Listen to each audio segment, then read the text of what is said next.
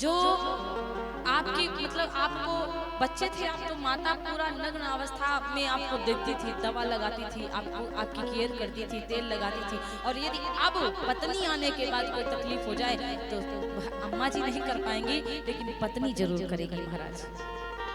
इसीलिए पत्नी को बहुत मानना चाहिए, अपनी पत्नी को बहुत प्रेम करना चाहिए, कद्र करनी चाहिए उसकी।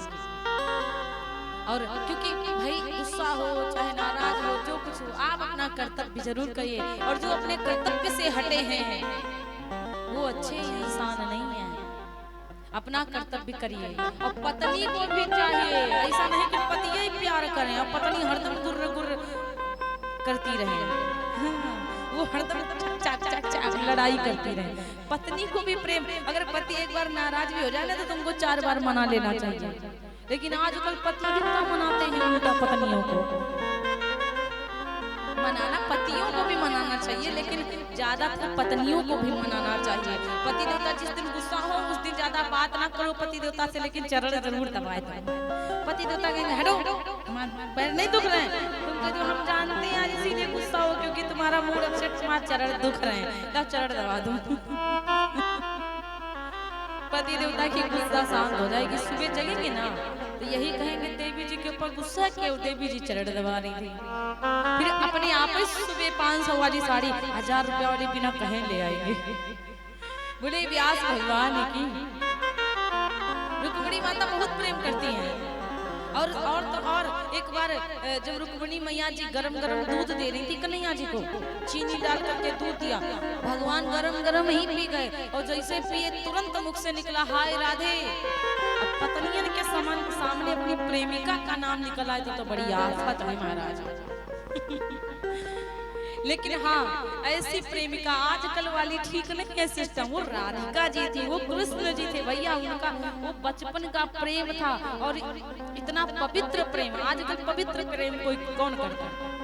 अच्छा कुछ पत्नियां तो ऐसी होती होंगी जिनके पति बचपन से किसी न किसी दोस्त, कोई ना कोई दोस्त होगी तो बताते होंगे अरे ये तो हमारे फलाने वाली चूहिया, फलाने की गांव की चूहिया है, छोटी थी अब तो बड़ी हो गई है, बराबर हो गई, तो जलो नहीं है। वो ननद जी आती हमको बड़ी गुस्सा आती है।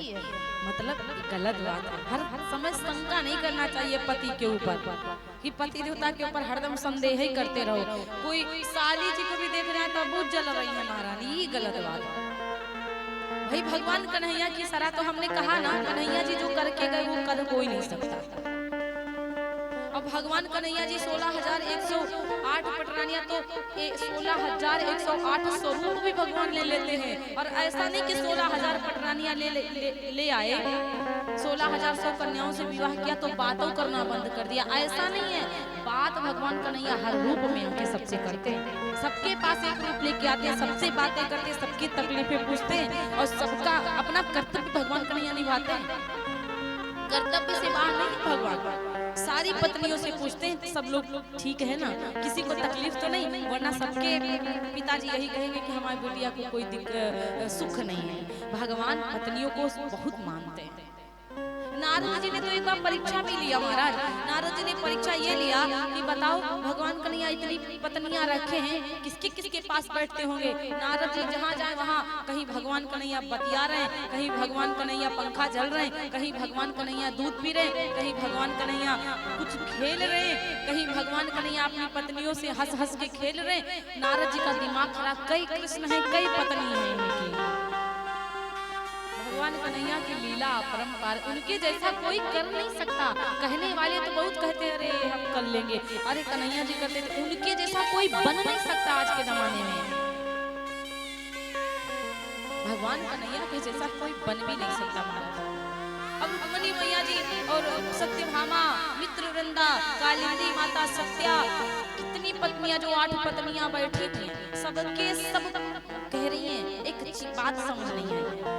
दूध हम लोग पिलाते हैं, नाम राधा राधा कर रहे हैं, ये राधा जी आखिर मतलब कैसी है राधा जी भाई जो हम लोग बैठी हैं, हमारे सामने भी आप अपनी प्रेमिका राधा का नाम ले रहे हैं।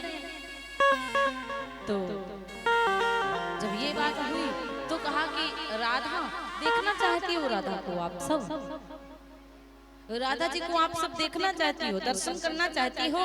सबने कहा हाँ। क्यों नहीं देखना चाहते? हम देखना चाहते हैं कैसी है वो राधा जो हमारे सबके पास में भी राधा राधा रटते रहते हो।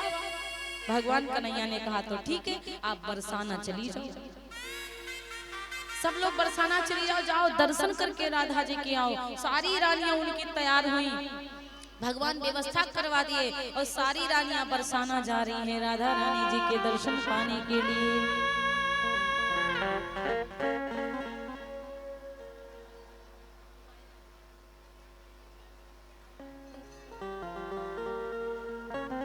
तो महाराज अब कहा जाता राधा रानी सबके सब लोग वहां पे। अच्छा जब पहुंची ना महलों को तो उनकी दासियां आगे मटका रखे हुए लगी हुई हैं। रुक्मणी जी को लगा राधा जी देखो कितनी सुंदर हैं, देखो कितनी सुंदर सामने खड़ी हैं। दासी के पास गए, क्या आप राधा जी हैं? दासी ने कहा नहीं नहीं हम नहीं हैं, हम तो उनकी दासी हैं, आप अंदर चली जाओ। सारी की सारी पत्नियां अंदर जा रही हैं, सब कह रही है अच्छा अच्छा।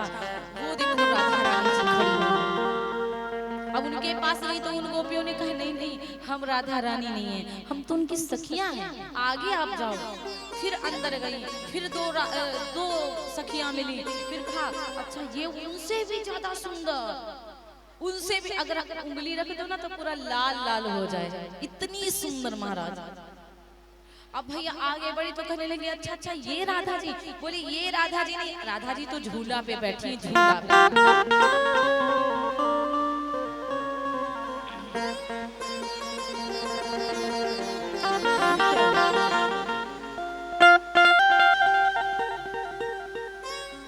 बढ़िया पंडाल लगा है, वरना अभी तो गड़बड़ हो जाती सब। बोले व्यास भगवान की जय हो। तो महाराज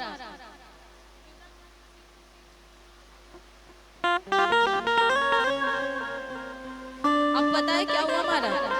पानी की आवाज ना सुनो, हमारी सुनने की कोशिश करो। अब राधा रानी जी को देखने के लिए सारी सखियां आगे बढ़ गई। कोई घर जाना चाहेगा क्या? बताओ, अपने अपने घर जाओगी क्या? जाने को जिनका मन हो बताओ, उठाओ हाथ। अभी कोई नहीं जाएगा ना, तब ठीक है। बोली व्यास भगवान की। तो महाराज अब जब रुक्मिणी माता आगे बढ़ी तो झूला पड़ा हुआ है, झूला पर श्री राधा रानी विश्राम कर रही है। चंद्रावली, ललिता, कई सखियां उनकी पंखा झल रही हैं। राधा रानी पूरा ढकी हुई है और झीनी सी चुनरिया माथे पे पड़ी हुई है। और जब झीनी सी चुनरिया माथे पर पड़ी और जितनी पत्नियां भगवान की गई देखा, ऐसे चूनर के भीतर उनका चेहरा इतना चमक रहा मानो कि चांद चमक रहा हो, चांदनी इतना सुंदर। चांद में तो धब्बा होता है, जैसे चांद की किरण नहीं होती, इतना सुख मिल रहा है। और जब देखा तो राधा रानी ने जब रानियों को देखा तो राधा रानी मुस्कुराई। रुक्मिणी जी देख करके ही मतलब देखती की देखती रह गई। रुक्मिणी जी की आंखें नहीं हट रही हैं और राधा रानी के चरण बिल्कुल ढके हुए हैं, चरण बिल्कुल दिखाई नहीं पड़ रहे। और जब रुक्मिणी जी ने और सारी रानियों ने देखा तो आज हाँ लगा कि राधा रानी इतनी सुंदर, 16,108 पटरानियां उनमें से कौनो सुंदर उतनी सुंदर नहीं, वो उतनी सुंदर और राधा रानी उनसे भी ज्यादा अति सुंदर। अति माने तो मतलब बहुत, इतनी सुंदर राधा रानी। राधा रानी जी के चरण बिल्कुल झपे हुए थे, चुनरी में ढके हुए थे। गलती से अंगूठा बाहर निकल आया से राधा रानी जी का अंगूठा बाहर निकल आया। रुक्मिणी जी की नजर पड़ी, देखा अंगूठे में बड़े बड़े छाले पड़े हुए। रुक्मिणी माता ने कहा राधे रानी से, देवी आपकी राधिका, हे राधे आपके अंगूठे में छाले कैसे? राधा रानी ने मुस्कुराया। राधा रानी ने कहा रुक्मिणी जी आपको याद है आपने मेरे कृष्णा को गरम गरम दूध पिलाया है? रुक्मिणी जी ने कहा हाँ हम गरम गरम तो दूध पिलाए थे। तो बोले हाँ बस वही, आप कृष्ण से करके पूछिएगा कि हमारे चरणों में छाले क्यों पड़ गए हैं।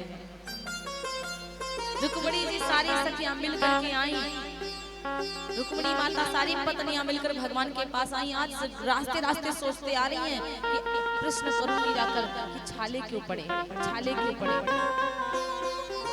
तो यही सोचते सोचते आ रही है महाराज। भगवान कन्हैया के पास गई और कहने लगी, स्वामी राधा रानी के चरणों में तो छाले पड़े हुए हैं और ना जाने क्यों पड़े हुए हैं। उन्होंने कहा था कि मैं आपसे पूछूं, आप बताइए कृपा करके छाले क्यों पड़े हुए हैं।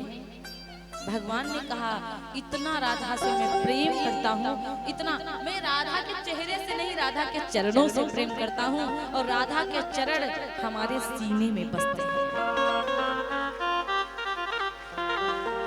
राधा के चरण हमारे हृदय में, आजकल गलतियों से छू जाए तो कहेंगे रे चरण छू उल्टा।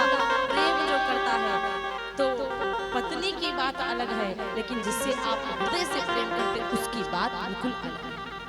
प्रेम होता नहीं है, हो जाता है, और प्रेम समझाया नहीं जाता, खुद समझ में आ जाता है। कहा जाता है राधा रानी के चरण भगवान कन्हैया के सीने में रहते हैं, इसीलिए भगवान कन्हैया ने गरम गरम दूध पिया, लगा और राधा रानी के चेहरे मुख में भी छाले पड़ गए, लगा गरम कृष्ण के छाले किसके पड़े, राधा के। इतना प्रेम है, बताओ कि कन्हैया को कोई तकलीफ नहीं हुई और उनके यहाँ तकलीफ पहुंच गई। ऐसा होना चाहिए प्रेम कि तकलीफ हमें, यदि हमारा अंगूठा पिराए तो दर्द आपको होना चाहिए। अब ये नहीं कि उस तरह की पीड़ा, लेकिन दर्द यहाँ आपके नहीं होगा, लेकिन यहाँ अथाह दर्द होगा कि उनके अंगूठे में दर्द हो रहा लेकिन हमारे दिल में दर्द हो रहा। ये होता है प्रेम माना। और जब से कृष्ण भगवान नहीं आए थे, सारी गोपियां बड़ी परेशान थी, व्याकुल थी, और इतना प्रेम दिल को छूने वाली बातें हैं महाराज। कैसे प्रेम करती होंगी, कैसा है वो वृंदावन।